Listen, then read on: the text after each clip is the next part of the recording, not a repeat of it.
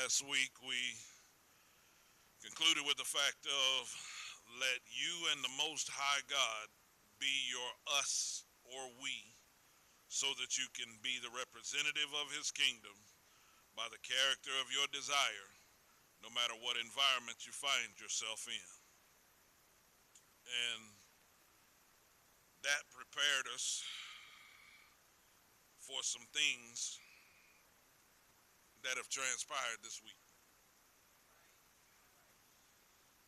Um, there are times that I wish I was wrong about dates and the things that may come forth. But I just say what He gives me to say when He gives me to say it.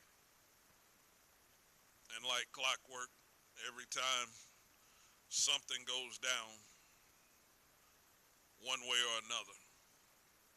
And even as I had to endure something that I had to do this week, it was a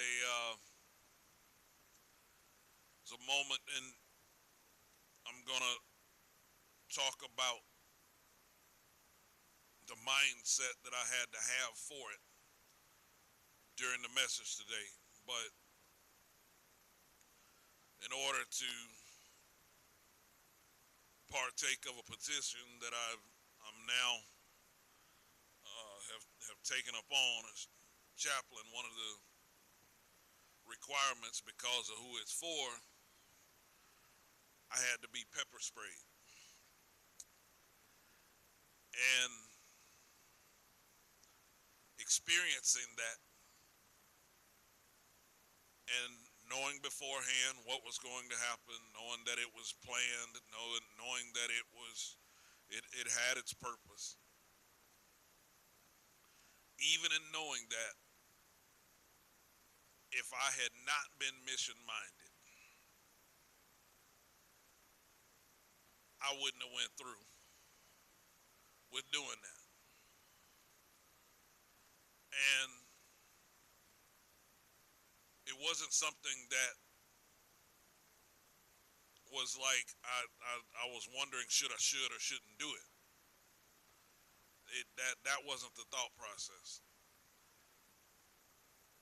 The thought process was, I know that I got to do this in order to do what I'm actually here to do. Because if I don't do this, then according to their parameters, I'm not going to get to do what I was sent there to do by the instruction of the Most High. So I want to say to somebody early on, right here in the message, what you had to endure was so that you could do what He sent you there to do. So that you could do what He's positioned you to do. And one of the things that particular thing that you were having to endure this week was to help solidify your character. Now understand how I'm about to say this, because I'm going to be dropping some bombs through this message, because this one is a life changer. Character is what produces your behavior, not vice versa. And a lot of people are trying to behave a different way so that it builds them. And that's not how it works. The character that you have is what's releasing the actions that you are doing. And what I want you to make sure that you are able to grasp, especially today, is that behavior is the fruit of the tree of character. Teach them lions. Behavior is the fruit of the tree of character. And see, what you've got to understand, because a lot of people think that behavior is the tree, and it's not. Character is the tree. Behavior is the fruit that it produces. So if you don't like the actions or the behavior of how you're managing things, then work on your character. You got to work on your character, because what I want to start out with is in Proverbs chapter 20 and verse 11. Proverbs chapter 20 and verse 11 is where it says this. It says, even a child is known by his doings, whether his work be pure and whether it be right. See, so if you walk up to a tree and you see some peaches hanging from it, it's a peach tree. If you walk up to a tree and you see some apples hanging from it, it's an apple tree. So if you come up on somebody and they continually talking crazy, it might be a crazy tree. Because there's some character that needs to be changed in order for the crazy to go away. And see, and again, I forgot. I love you all, everybody, online, in person. I love everybody. So I want you to understand that this week some of you had to deal with some crazy trees.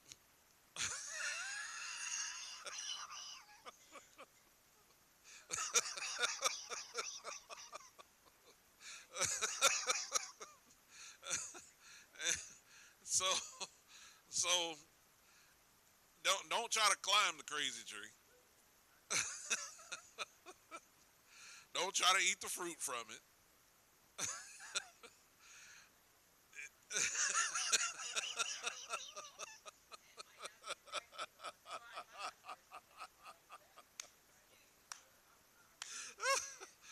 So what we gotta understand about this is when you encounter that crazy tree,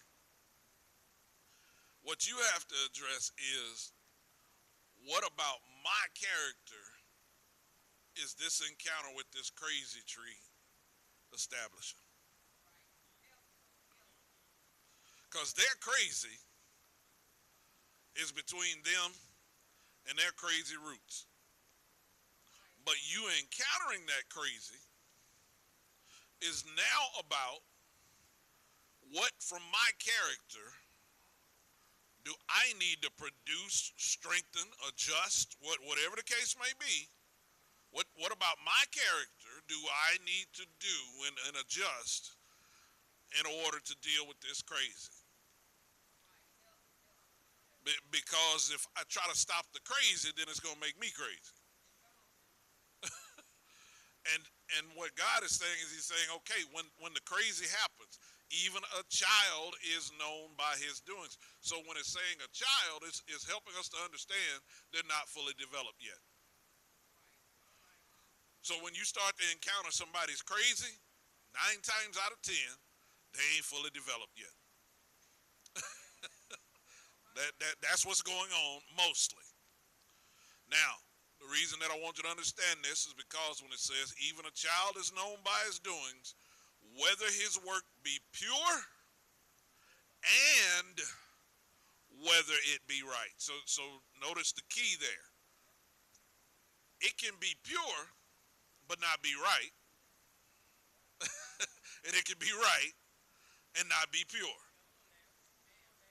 So somebody can be doing the right thing, but they faking it.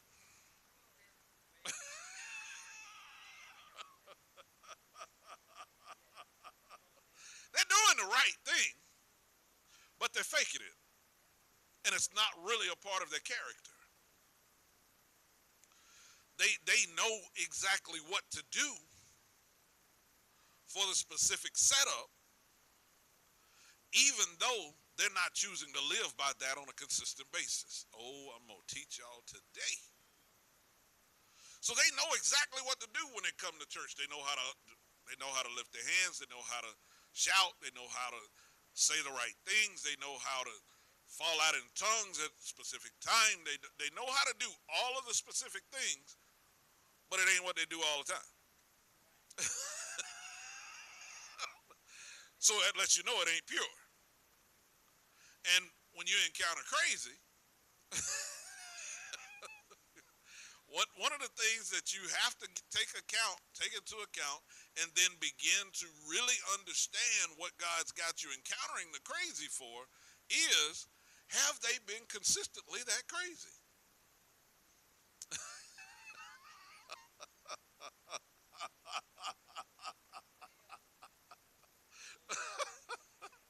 Have they been consistently that crazy? Now, again, what you have to take into account is, why does God keep having you encounter them and their consistent crazy? See, because what's about to happen, what I'm going to help you with today is I'm going to help you with something about the character of your desire that a lot of you have tried to put away. And it's going to make sense when we get to it. I ain't going to unveil it just yet, but I want you to understand this. See, whether it's Noah and the ark, or Moses and the tablets, or the ark of the covenant, we here in the earth are required to build heaven's blueprint here on the earth for our lives. We're required to build heaven's blueprint for our lives. That's why each week when we lift our hands at the beginning and we say, thy kingdom come, thy will be done in and on earth as it is in heaven, the reason that we do that is because that is us surrendering to God's blueprint that he is wanting us to work on in this specific moment each time that we do it. So when we do that, what's happening is your lifted hands are surrender, okay? And when you say in and on, since we're made from the dust of the earth, that's the in part. And when we walk around on this earth, we're on it. So that's why I want you to understand that when addressing the character of your desire, you need an in and on blessing.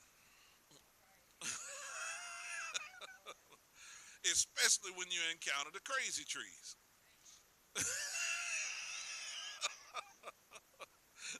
See, because what I'm building in you is building you in such a way that even when you encounter the crazy tree, it's not going to bother you.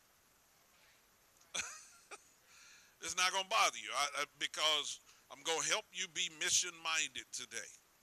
That's the whole goal. See, your reputation, and this, I love you, and this one right here you probably want to write down for sure, but your reputation ain't your responsibility. That is what is holding a lot of you back right now, because you won't be yourself based upon how you think it's going to look to somebody else.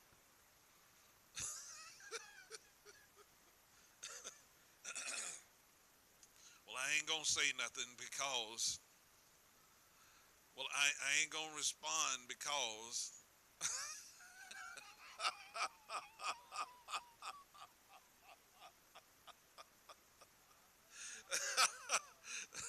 See, so watch this, because I'm going to give you this next twist. Your reputation ain't your responsibility, your character is.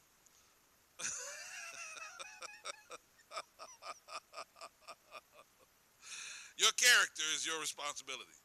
That's the part that you are responsible for 24/7. Your reputation, folks are going to have a reputation about you that ain't going to match you all the time. because they don't fully know you.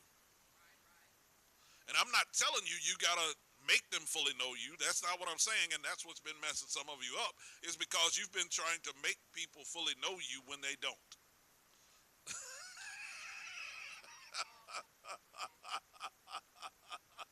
You're trying to make them know you so that you can get them to like you.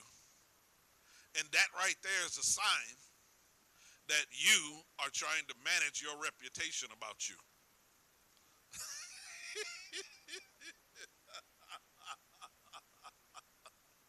See, your reputation is not your responsibility. Your character is. So what I need you to see is this right here. I see, the Lord will restore in private what you broke in public before he represents you into public again.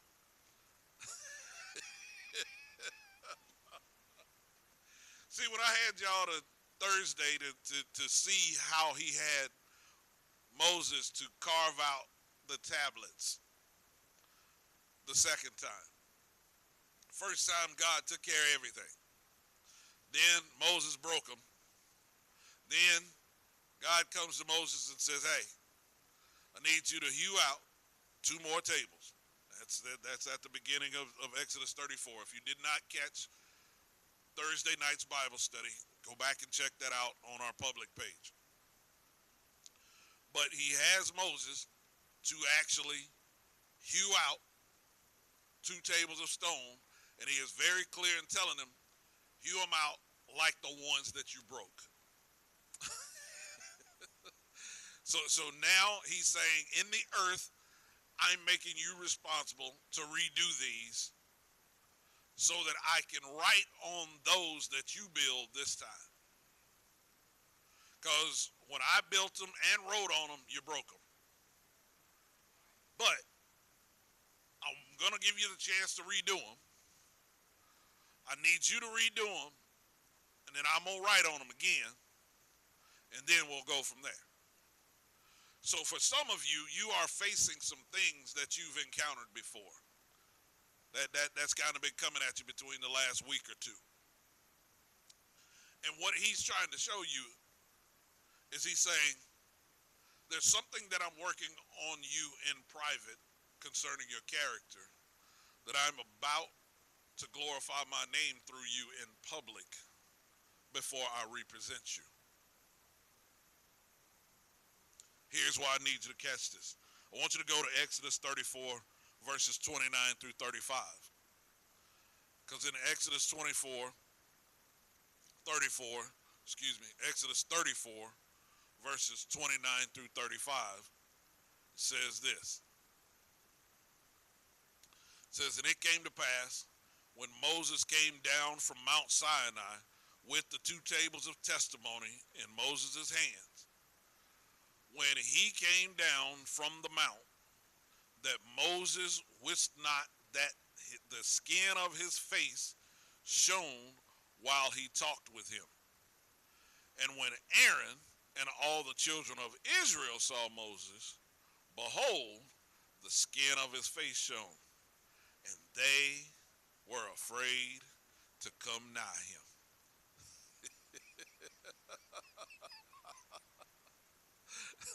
And Moses called unto them, and Aaron and all the rulers of the congregation returned unto him, and Moses talked with them. And afterward, watch this, afterward all the children of Israel came nigh, and he gave them in commandment all that the Lord had spoken with him in Mount Sinai. And till Moses had done speaking with them, he put a veil on his face. But when Moses went in before the Lord to speak with him, he took the veil off until he came out. And he came out and spake unto the children of Israel that which he was commanded. And when the children of Israel saw the face of Moses, that the skin of Moses' face shone, and Moses put the veil upon his face again until he went in to speak with him. So I want you to understand, when Moses was told to go hew the stones out and get before God, he didn't tell him he was going to make his face shine after he was done. See, just like God didn't tell you that he was going to make your face shine, that he was going to change your circumstances, that he was going to adjust your situation, he didn't tell you that before he gave you the instruction. But what I'm trying to get you to understand this morning is, if you'll just follow the instruction,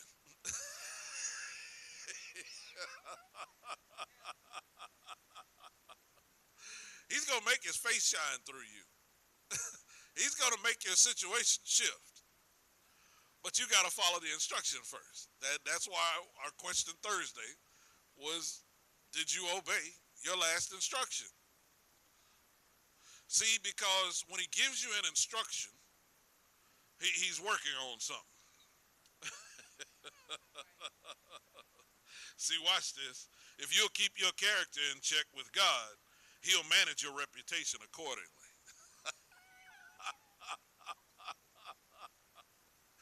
That's what you see here in Exodus 34. Moses is doing everything he is told to do when it's him and God.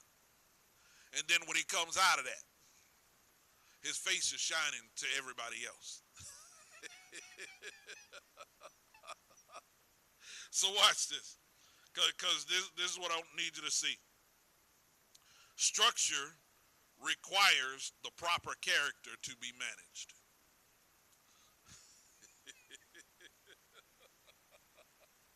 Structure requires proper character to be managed. See, that's why some of the stuff that you've seen people put together hadn't worked, because the proper character is not in place to manage that structure. Oh my goodness. We're fixing to open up something right here. See, some of you didn't get the spot that you wanted because you didn't have the character to manage it at the time that it was presented to you. It might have been your spot. But at the time that it got presented to you, you didn't have the character for it.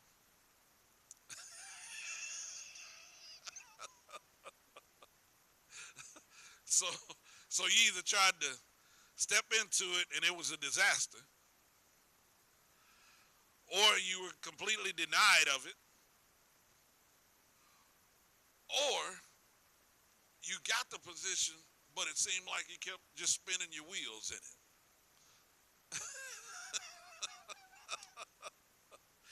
So this is what I want you to get. See, solid character will never be tripped up by suspicious reputation.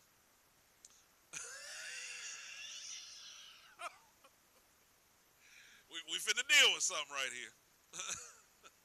Solid character. That's the key words right there. Solid character will never be tripped up by suspicious reputation.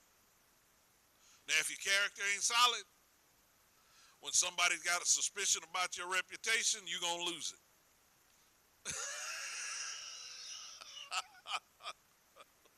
So, see, watch this. So in John chapter 8, verse 46, Jesus says something that a lot of people don't catch. John chapter 8, verse 46, he says, "Which of you convinceth me of sin? And if I say the truth, why do you not believe me?"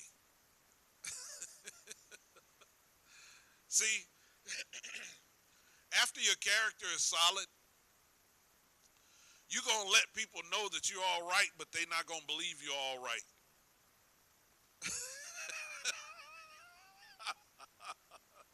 They're not going to believe you're all right because they know that they was trying to trip you up.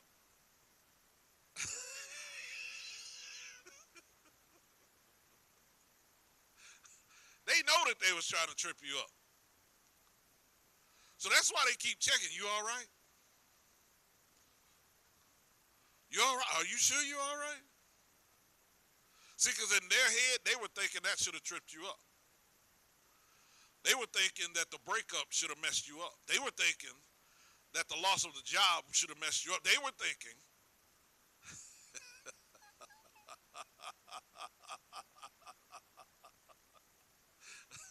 see, this is why I want you to understand this. Titus chapter 1 and verse 15. You need to highlight, dog ear, triple scribble, do whatever you need to do to make sure that you never, ever, ever, ever, ever, ever, ever, ever, ever, ever, ever forget Titus chapter 1 and verse 15. Because this goes in conjunction with what I just told you about Proverbs 20 and verse 11, where it says, even a child is known by his doings, whether they be pure and whether they be right. So in Titus chapter 1, verse 15, it says, unto the pure, all things are pure. But unto them that are defiled and unbelieving,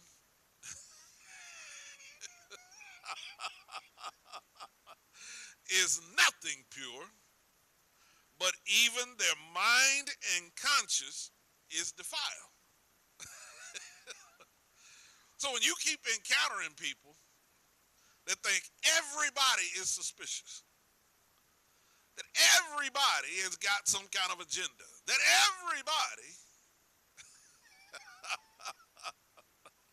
when you encounter them kind, that's a crazy tree. They ain't fully developed yet.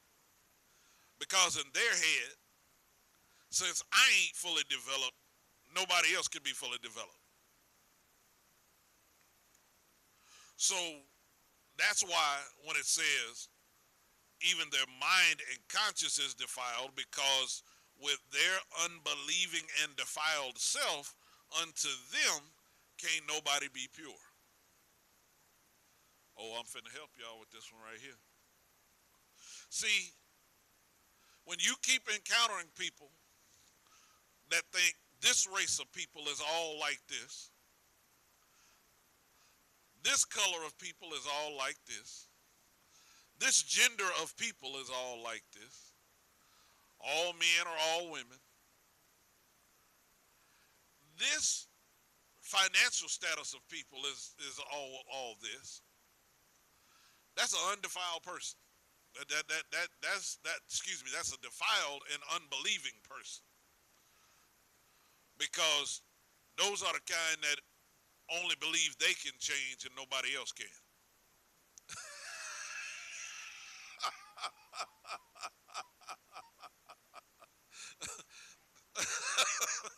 They're the only ones that can develop and nobody else can.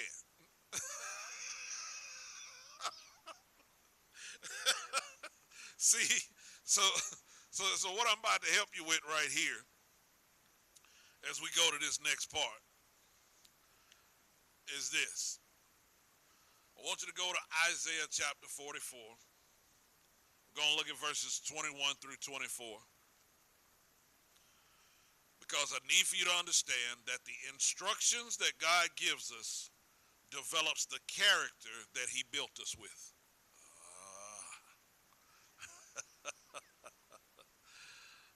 The instructions that God gives us, he gives each one of us individually instructions.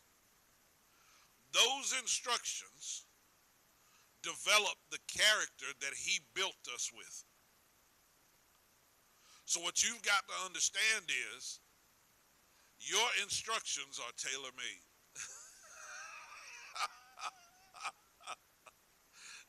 Your instructions are tailor-made. So in Isaiah 44, verses 21 through 24, he says this. Isaiah 44, verse 21 through 24, says this. He says, remember these, O Jacob and Israel, for thou art my servant, I have formed thee.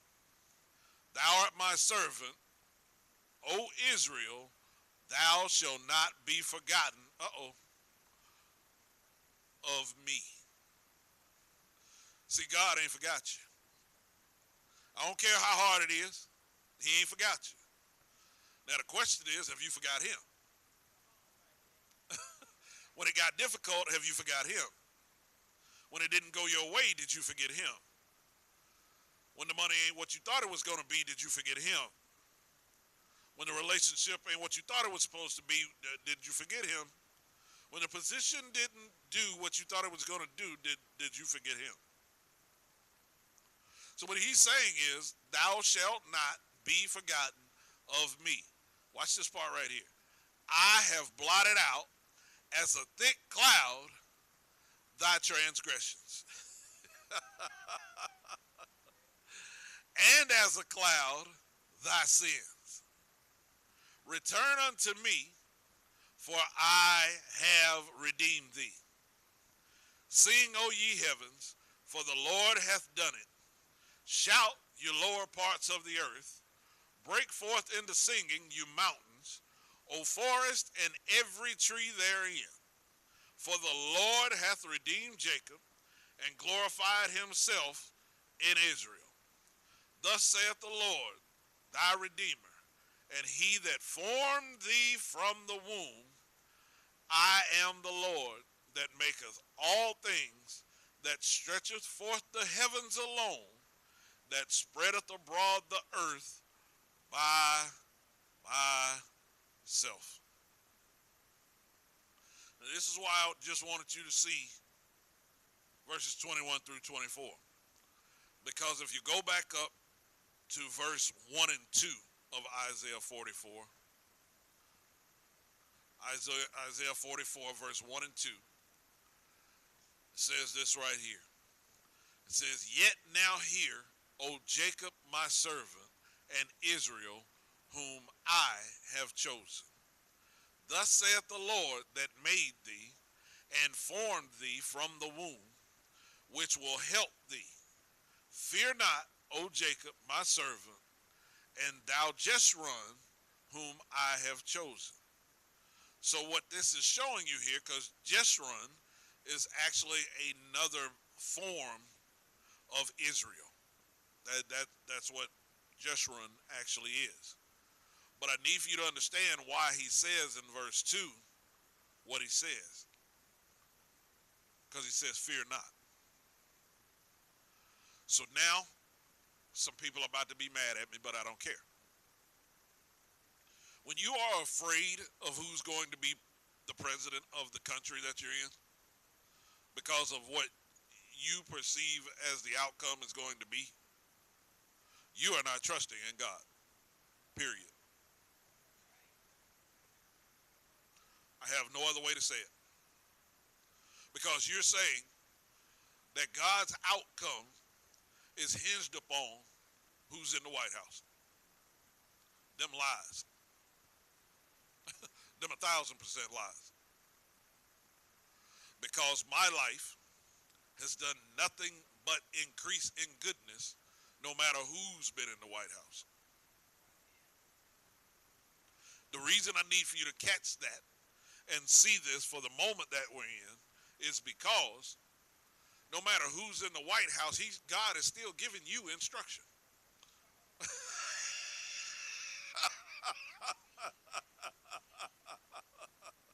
No matter who is in the White House, God is still wanting to give you instruction for your daily life. Now, if you ain't hollering at him, that's your fault. Because you so focused on who's in the White House, you forget who's in heaven. You so focused on who's in the White House that you forget who's running heaven and earth. Now, this is why I got to get you to understand this, because, again, whatever instruction God gives you, you should make it non-negotiable because it's tailor-made for the present season that you're in. Whatever instruction he's given you, it's tailor-made for the season that you are in right now. Now, it's going to benefit you later, but the function of it is to bless you now, watch this, so that your character is ready for later. Ooh. See, some of y'all keep praying about God to give you something, give you a relationship, give you a house, give you a whatever it is that you keep praying for. Why don't you pray for the character for that? Because once you get the character for it, it's going to chase you down. See, this is why I need for you to understand this. The position that I had that I've partaken of, that where I had to do the pepper spray, that position chased me down. I wasn't looking for it. I wasn't looking for it. I'm not bragging right now. I'm trying to help you understand what happens when your character gets in place. Because from day one, since I have been in training at that place, they literally, everything that they are training me on, I already had. Every ounce of it.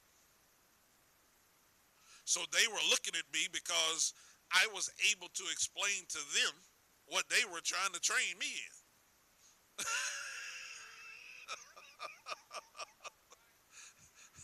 So they're looking at me like, okay, now wait a minute. So then, it's so funny because I had already put together a level of curriculum for what I'm going to be doing when I go there, because that's what God gave me. So when I start showing them, I was like, see, this part right here, this was already typed out. See, this ain't y'all's, this is mine.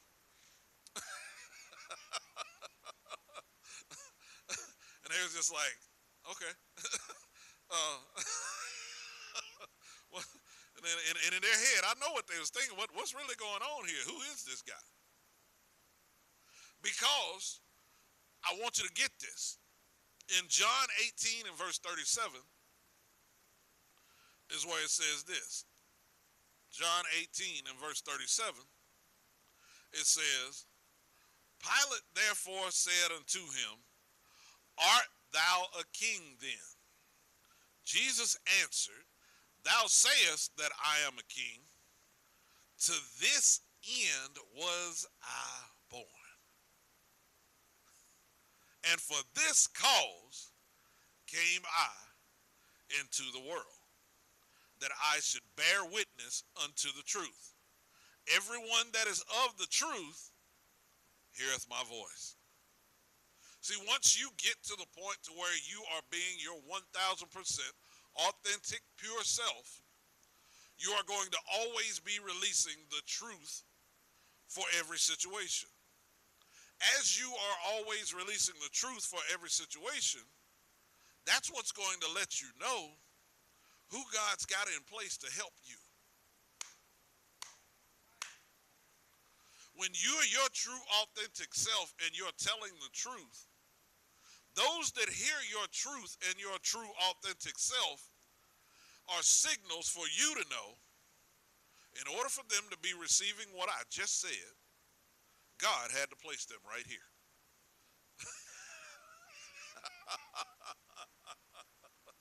See, because this is what I want you to catch. See, because now we're about to look at something concerning your character of your desire that you probably don't think that you need. And I know a lot of people think that they don't need it because they're always fighting against it. It's time to look at your fight.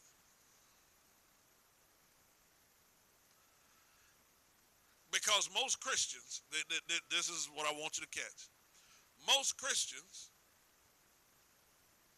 that are 1,000% authentically surrendered to God, most of them that I know never want to fight.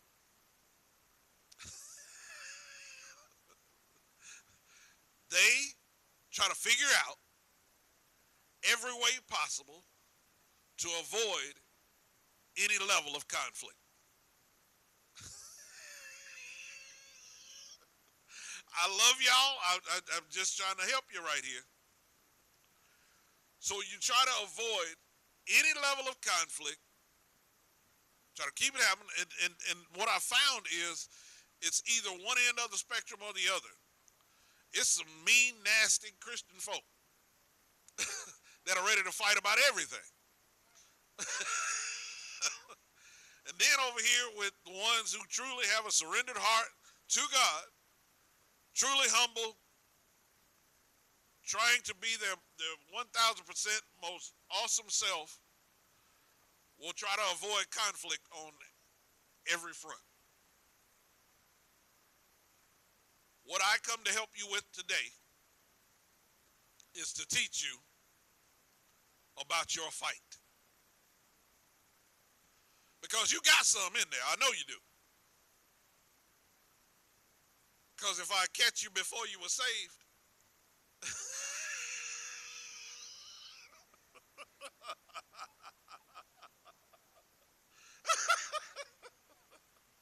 or watch this, or catch you before you got in touch with my teaching of helping you to understand that feelings are fair, but don't stay there. Because you used to try to fight against your feelings every time a feeling to fight came up. Oh, I'm about to help y'all right here. Because this fight is what you've been missing. You say, what? Yeah, this fight is what you've been missing. See, it's time to look at your fight because some of you have too much fear to fight. You have a fear of thinking that you're going to let God down whenever you fight.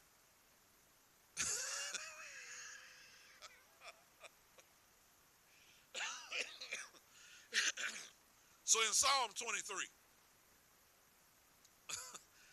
and verse 4 is where David says, yea, though I walk through the valley of the shadow of death, I will fear, watch this, no evil. I will fear no evil, for thou art with me. Thy rod and thy staff, they comfort me.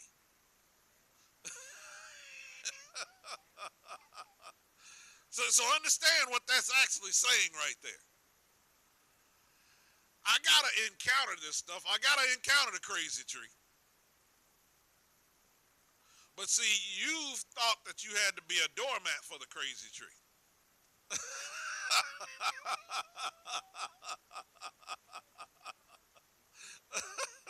So, but you've ended up waiting until the crazy tree almost caused you to be ready to blow up before you say something.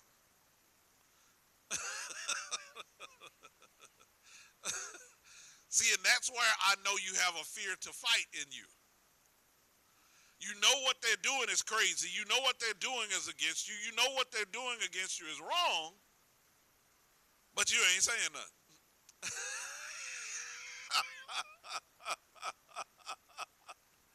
Because you got a fear of fighting. This is what I want you to catch. See, saved means surrendered, not soft. Oh, teach them. Oh, teach them. Saved means surrendered, not soft. And see, when some of y'all got saved, you got soft.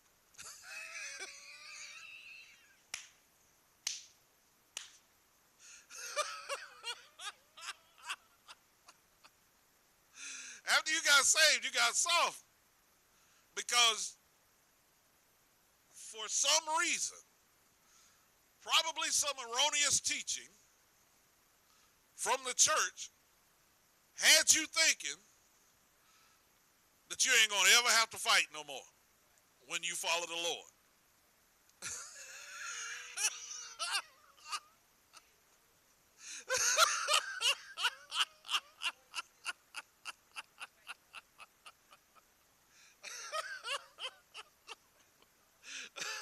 See, just because I'm holy don't mean that I can't become hazardous to your health.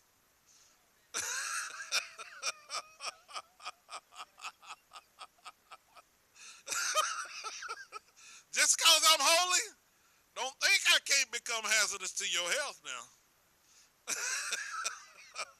I know I'm set aside. I know I'm called. I know I'm anointed. But you better hope he don't give me the okay.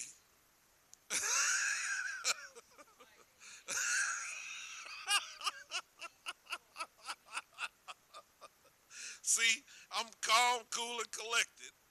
But I can go from that to calculated and mission-minded upon instructions. See, and that's what some of you lack. And that's why I'm trying to work with you about your fight right now. See, there's certain things that he's told you, he's been prompting you, you need to say something about this. Whether it's with a spouse, whether it's with family member, whether it's with boss, whether it's with co-worker, whether it's with church member, whether it's with whoever, he's been nudging you and giving you instructions. You need to say this. You're like, I don't want to, I don't, and then they come and do it again.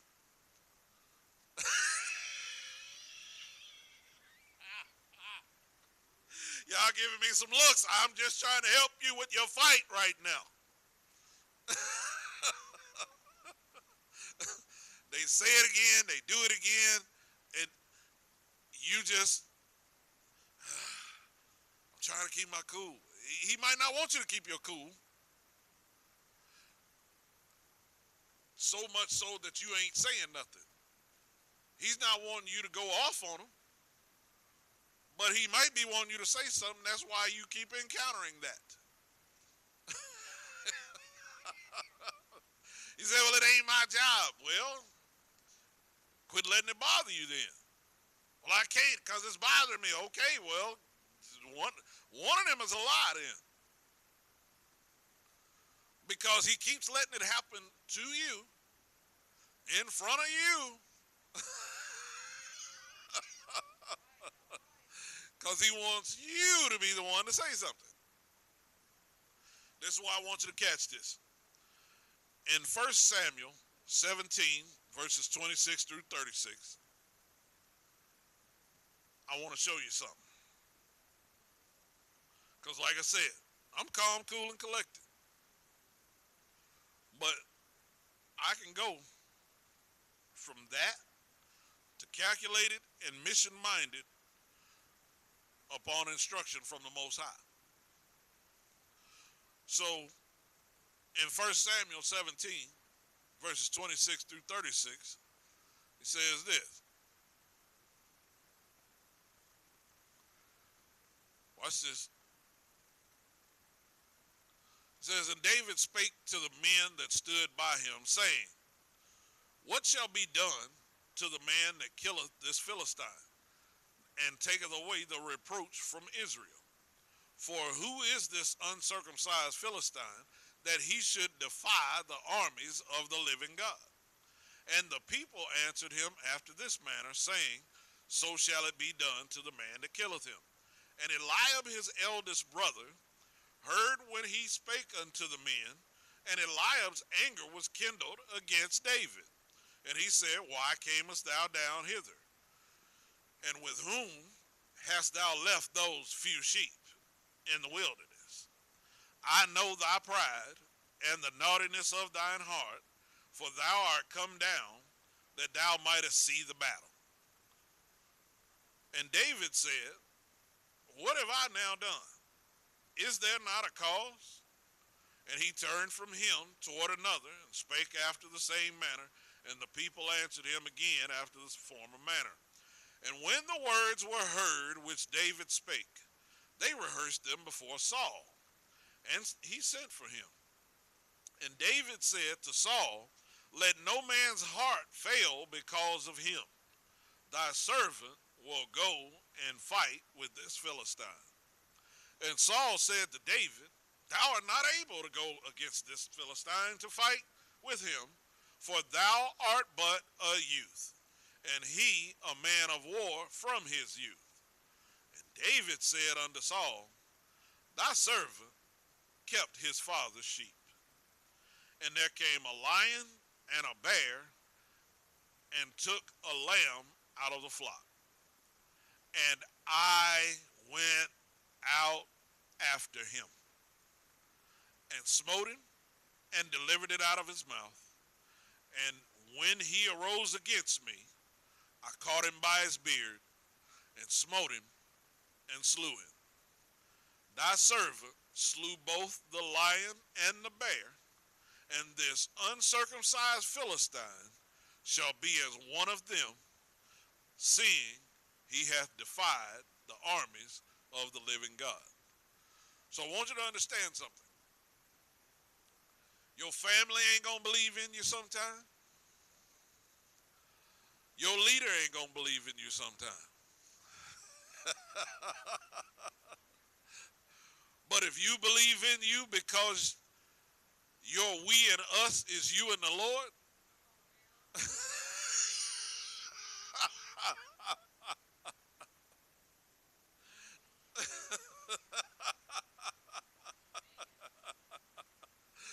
it's then that you get to understand why David has the boldness that he has to say to his brother in public, is that not a cause? I ain't done nothing. If David was smart mouth, he said, I came down here to bring you some snacks and Lunchables, but you keep talking crazy, I'm taking them back with me.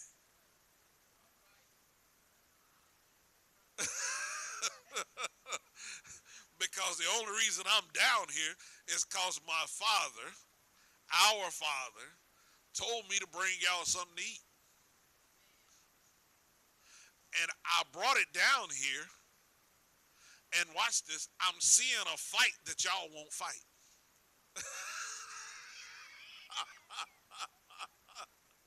I'm seeing a victory from a fight that y'all won't fight, and I ain't even in the army.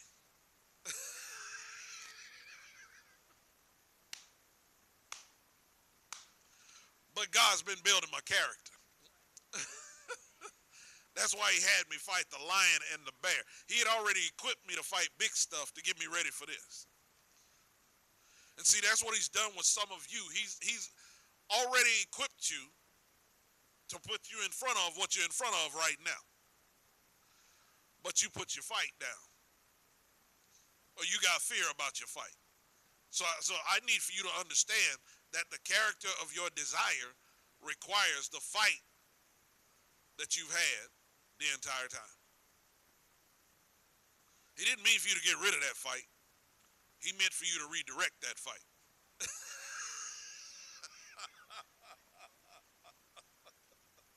Teach them lions, teach them lions. He meant for you to redirect that fight. So this is why I need for you to catch this, because in verse 34, when he says his father's sheep,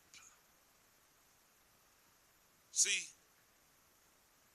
that was a setup to help you understand that he had the character to take care of somebody else's stuff.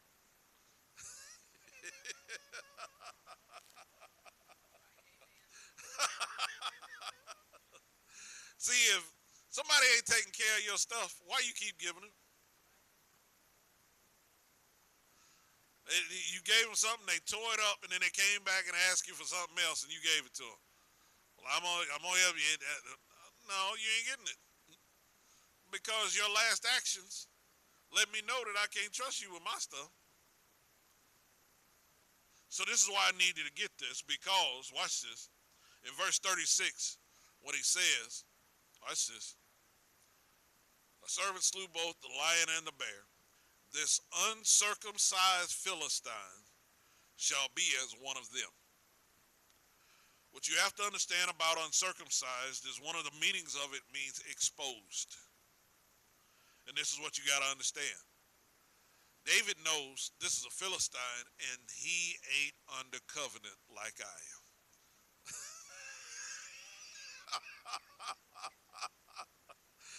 He ain't under covenant like I am. Now, y'all are under covenant, but y'all are scared to fight him. Even the leader was afraid.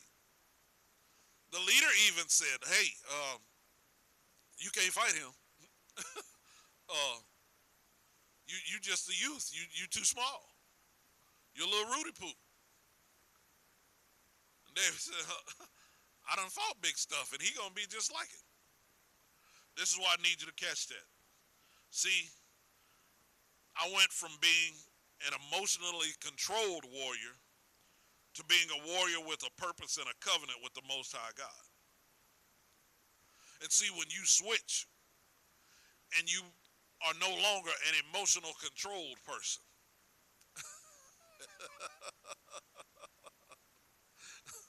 what you are now designed to do is you're now designed to carry out specific instructions that are going to expand the kingdom. This is why this is so important. Because in Luke 14, verses 31 through 33, it says this. Luke 14, verses 31 through 33, says this. It says, or what king going to make war against another king sitteth not down first and consulteth whether he be able with 10,000 to meet him that cometh against him with 20,000? Or else while the other is yet a great way off, he sendeth an ambassage and desireth conditions of peace. So likewise, whosoever he be of you, that forsaketh not all that he hath, he cannot be my disciple. This is why I need for you to understand this right here. See, some of you got a fear of your reputation, and that's why you won't fight. Some of you have a fear of how it's going to look if you fail. Some of you have many different fears about many different things. But until, watch this, you can forsake all of that, you're not ready to be his disciple and be in a fight for his kingdom. This is why this is so important. See, you're going to have to address some people and some things that you previously would have let slide. Uh-oh. Uh-oh. Uh-oh. You are going to have to address some people and some things that you previously would have let slide because you were either afraid to fight or thought that God never wanted you to fight.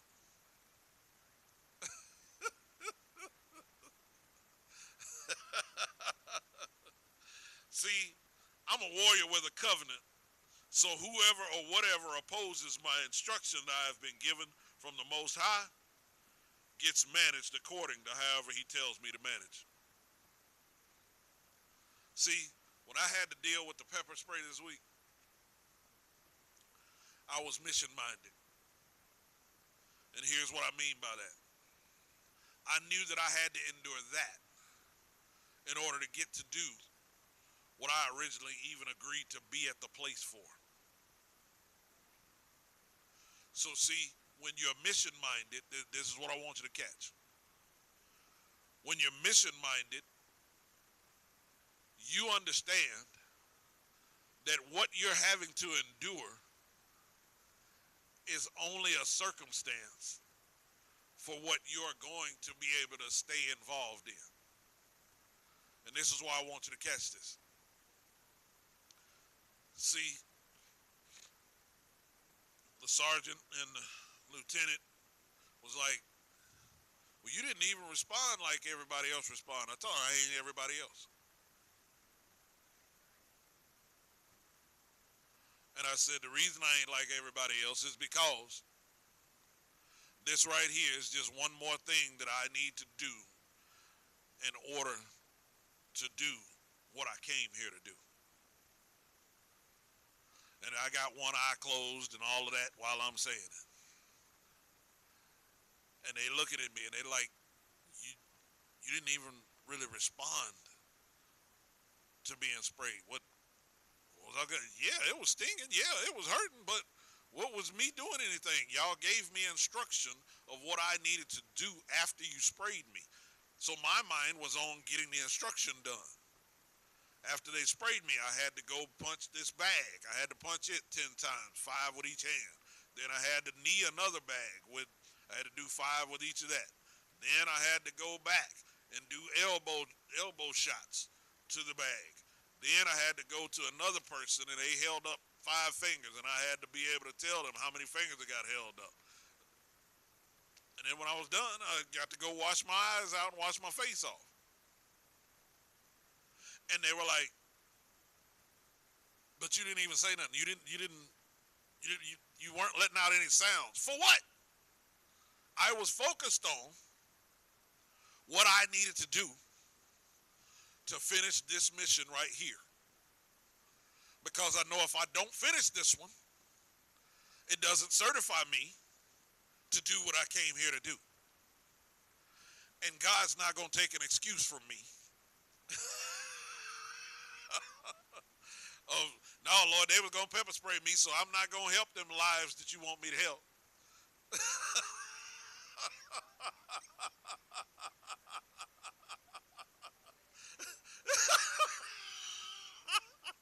No, Lord, they ain't keeping me on the same schedule that I'm supposed to be on, so I ain't going to do this.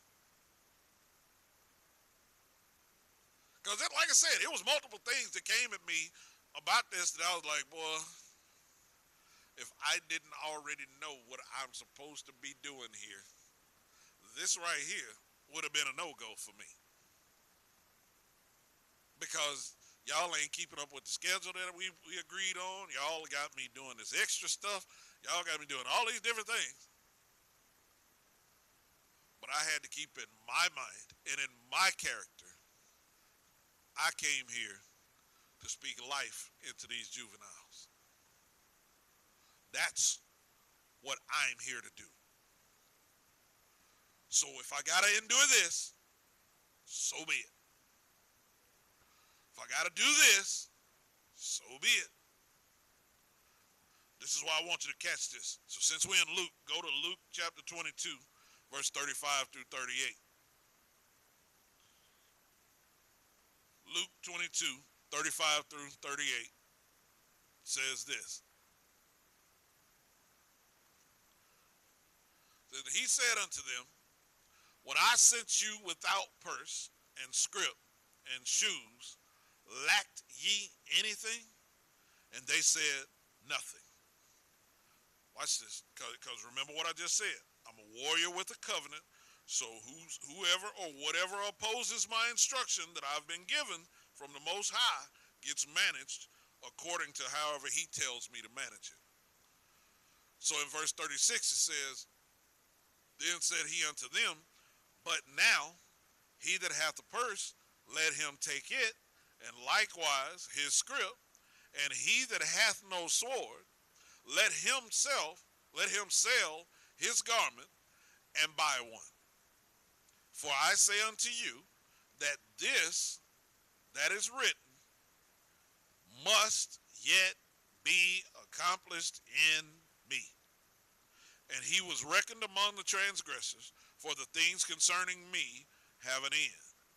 They said, Lord, behold, here are 2 swords.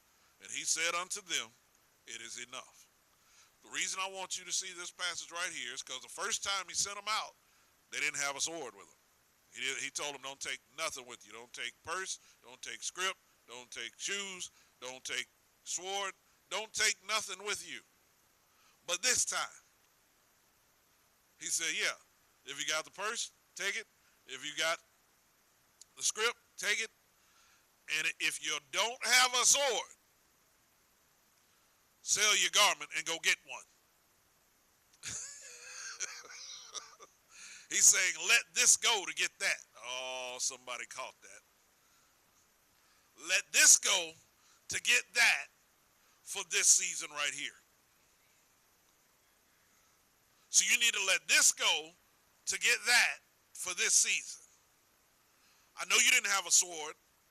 I need you to get one for this season. Because this season ain't like last season. I got you doing something different this time. This is why I need for you to catch this. Because in 1 Samuel 30, verses 7 and 8, and in 2 Samuel chapter 5, verses 23 through 25, you find David inquiring of the Lord of instructions of something that he's done before.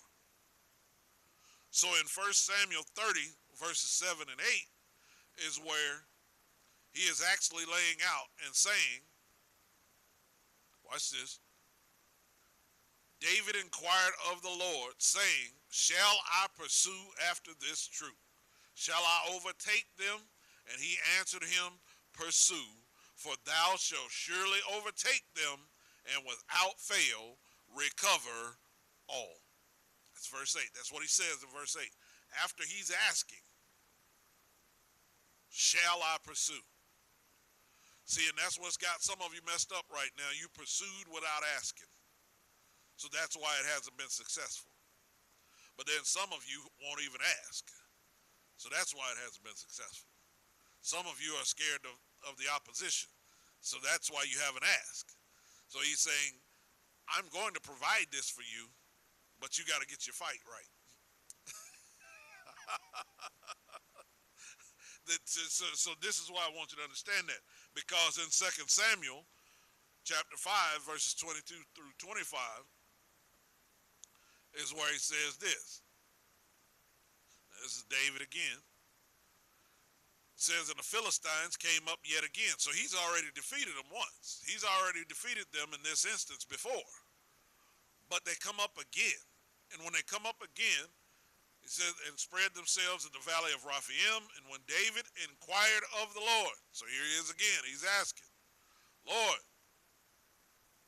he said, thou shalt not go up, but fetch a compass behind them, and come up upon them over against the mulberry trees.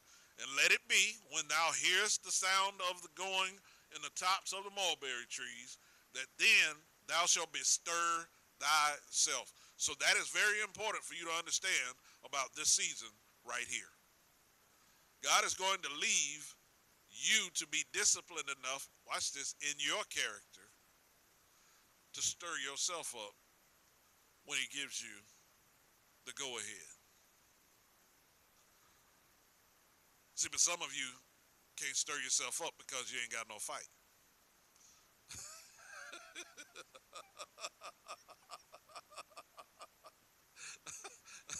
He done let the crazy tree be right there in front of you, but you ain't got no fight. That's why I'm teaching you about your fight today.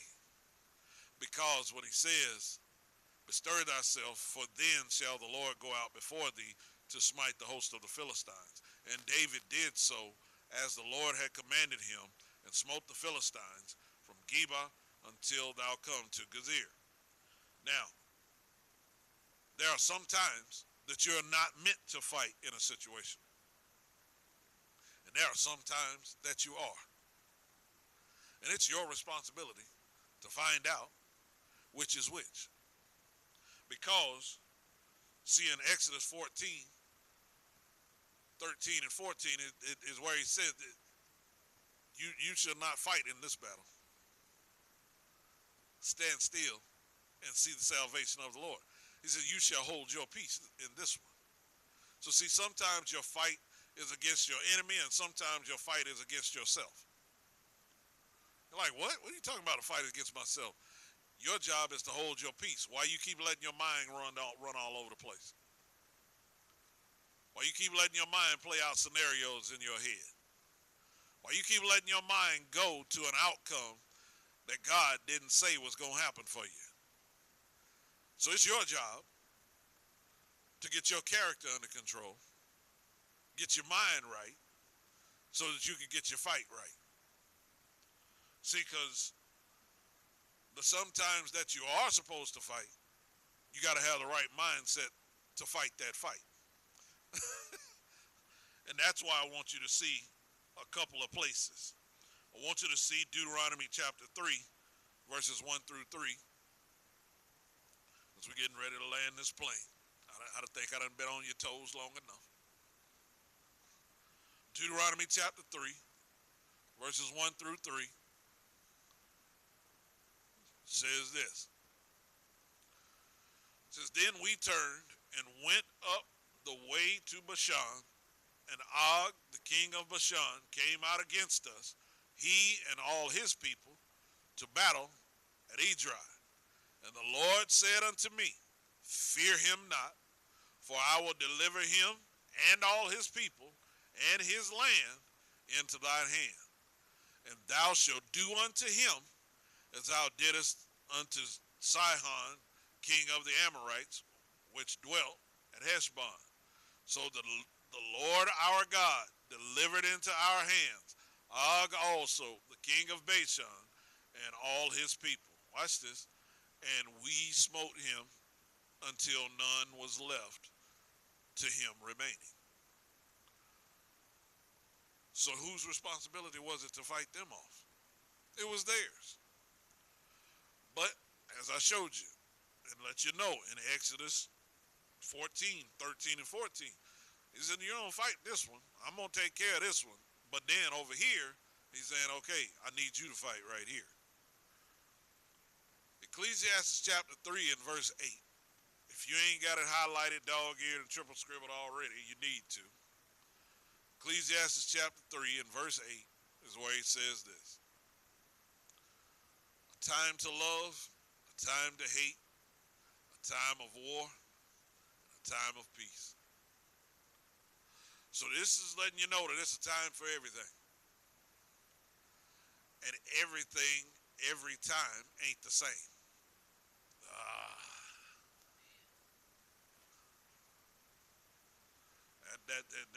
That one was for somebody right there. Everything, every time, ain't the same. And this is why you got to understand that as we conclude today. Get your fight right in the character of your desire, and he'll let you move on to your next instruction for your destiny.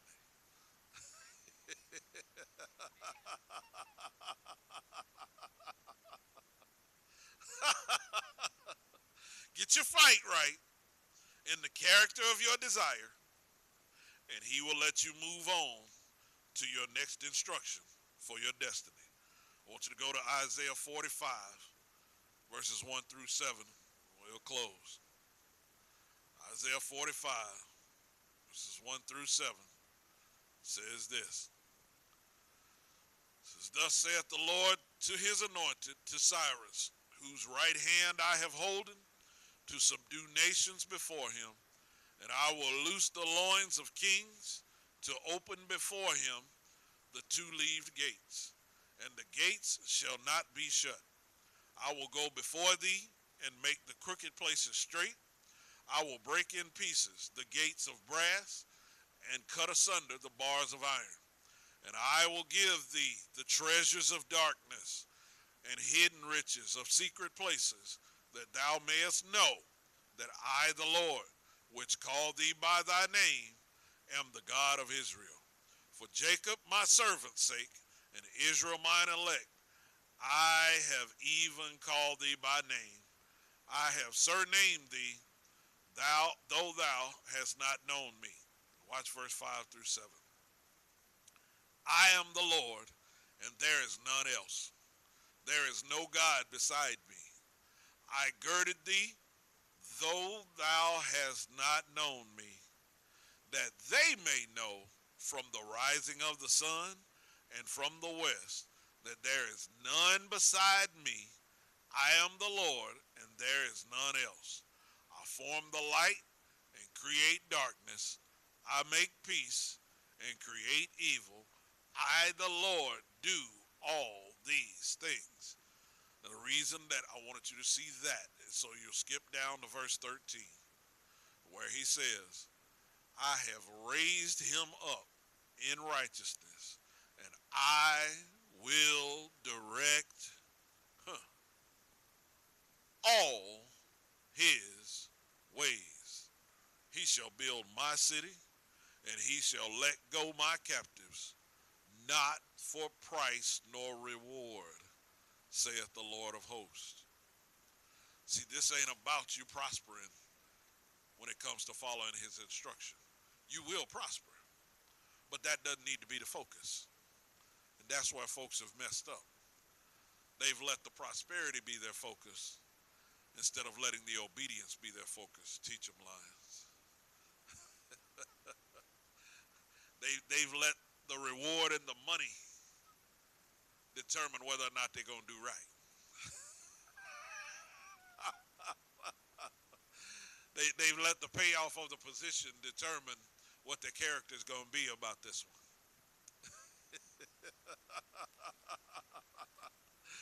But you got to get your fight right. See, when your fight is right, the money ain't the issue. The mission is. Teach them lines. That's why it also threw them off at the place that I'm at, because I told them, just put me on the low end of the spectrum. They're like, we need your resume. I ain't got a resume for this.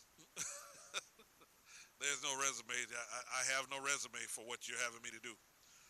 So I can let you know what I do on a regular basis, but there's nothing that I can give you that's going to let you know what all I actually do.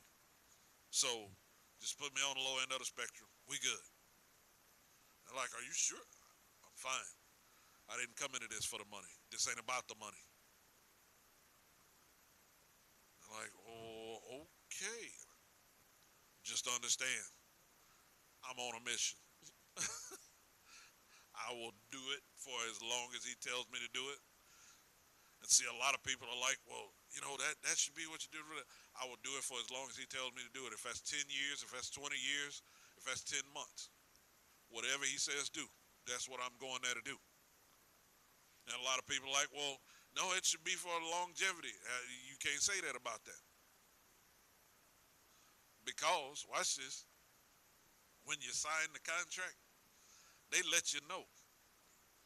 Tennessee is an at-will state. So I could walk in tomorrow and they say, we don't want you doing it no more. So you need to understand, on my end, if the Lord tells me I'm through, I'm going to come in and tell you I'm done.